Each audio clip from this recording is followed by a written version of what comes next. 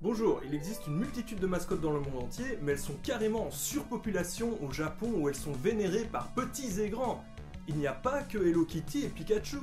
Chaque préfecture de l'archipel a ses mascottes qui représentent sa région et fait la pub pour des spécialités locales. Elles ne sont pas toujours mignonnes. Il y a des mascottes partout, filiales de magasins, la poste, les prisons ont leurs mascottes, la police. Voici Pipo-kun, la mascotte des forces de police de Tokyo. Le lutin bleu de la série de jeux vidéo Phoenix Wright en est une parodie.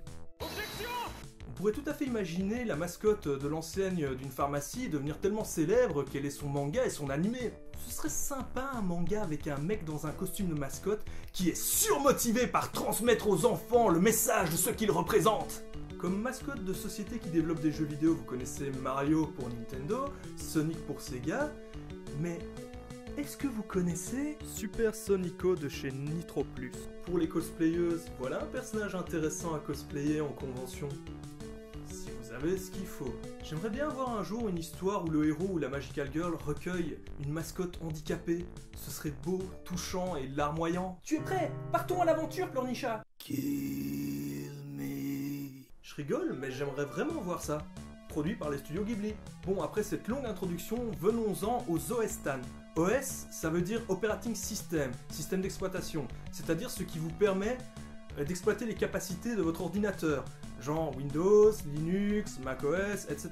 Et TAN, c'est un suffixe japonais que l'on retrouve souvent dans les noms des mascottes des Magical Girls. Donc les OS TAN, c'est les mascottes, les personnifications des systèmes d'exploitation. À la base, c'est des personnages dessinés par des amateurs et partagés sur le web et qui, repris par d'autres, deviennent des mascottes non officielles. Mais Microsoft, par exemple, depuis Windows 7, vend ses systèmes d'exploitation au Japon avec des mascottes officielles. C'est pas le même packaging que chez nous, c'est fourni avec des thèmes, des fonds d'écran et des sons car ces personnifications ont des doubleuses officielles. Comme ça, l'otaku qui rentre de sa dure journée de boulot et qui veut se défouler en jouant aux jeux vidéo a le cœur réchauffé par la vision de cette mignonne femme virtuelle qui l'accueille. Pour Windows 8, c'est non pas une mascotte mais deux, des sœurs jumelles. L'air assez jeune. Pédobir approuve. Vous pouvez voir que généralement, en plus des couleurs de Windows, elles ont des accessoires qui représentent le chiffre du nom de l'OS. Évidemment, les illustrations dépeignant ces personnages dans des situations érotiques abondent sur internet.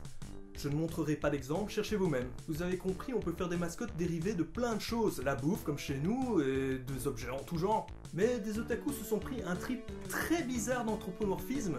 Ils se sont dit qu'ils allaient allier deux de leurs passions, les femmes en 2D et les véhicules militaires.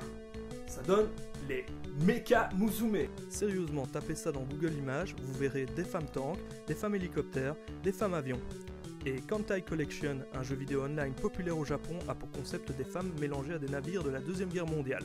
Il existe un animé dérivé de ce jeu. Même Goldorak et ses confrères y passent dans l'animé Robot Girl Z. Pikachu! Voilà, c'était mon attaque Kawaii Slayer. À la prochaine! Pour ceux qui veulent plus de détails, allez voir les articles spécifiques sur mon blog, lien dans la description.